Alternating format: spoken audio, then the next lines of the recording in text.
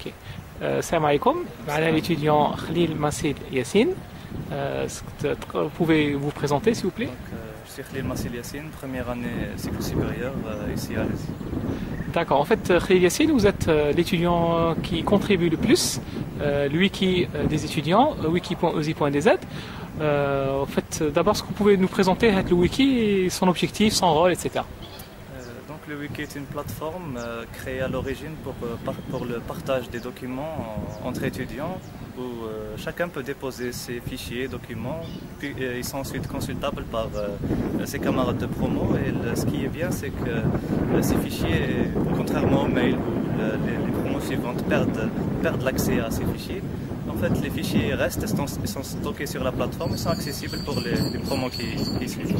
D'accord. Et en fait, ce qui est particulier de cette plateforme, c'est que c'est un wiki. Est-ce que vous pouvez nous donner plus de détails? C'est quoi un wiki en fait? Pour les étudiants, c'est quoi? C'est plus une plateforme collaborative où l'accès aux profs, je pense, est interdit. Donc ça facilite le partage et l'accès aux documents et c'est tout à fait collaboratif. On peut déposer des fichiers, retirer des fichiers. Donc n'importe quel étudiant, il peut déposer des fichiers. Oui.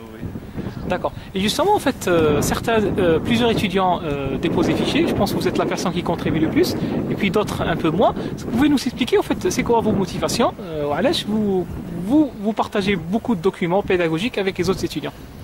Je trouve il faut sortir de cet égoïsme de se dire j'ai des documents, en les donnant aux autres, ils vont être mieux que moi, ou bien, je sais pas, ils vont me dépasser ensuite. C'est une mentalité qu'il faudrait dépasser, et puis ça sert à rien. Du jour au lendemain, on peut avoir besoin de fichiers que d'autres ont, mais si nous on ne donne pas, comment imaginer que d'autres donnent? Si personne ne donne des fichiers, comment veut-on recevoir des fichiers d'autres personnes? Donc c'est toujours bien de partager, de ne pas rester, pas tout garder chez soi. On a par exemple des documents de première année, deuxième année qui remplissent nos disques durs et puis qui ne servent presque plus à rien. Donc pourquoi ne pas les partager? En plus, je pense qu'aussi vous êtes un peu toi et tes collègues, vous êtes plus une génération de partage, une génération de Facebook, réseaux sociaux, contrairement en fait, on va dire à notre génération.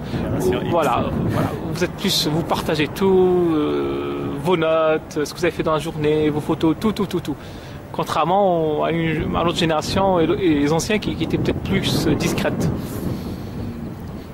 Peut-être, je ne suis pas trop fan des réseaux sociaux, mais si le partage de documents et de savoir peut aider à l'amélioration du niveau, bien les capacités générales de nos camarades ou même de nos camarades qui vont suivre, pourquoi pas. Monsieur Massil, en fait, on revient au wiki.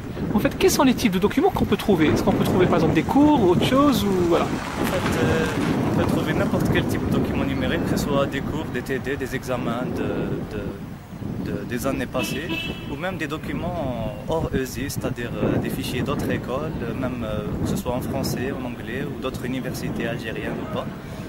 Généralement, je sais que certains étudiants préfèrent d'abord voir les fichiers qui sont issus de nos profs pour essayer de connaître quels seront les sujets des différents examens et tout ça, mais certains autres préfèrent aussi voir ce qui se fait ailleurs parce que, comment dire, dans notre domaine, les choses évoluent rapidement et on aime bien voir ce qui se fait ailleurs. Monsieur Massil, merci beaucoup. C'est moi qui vous remercie. Assalamu alaikum.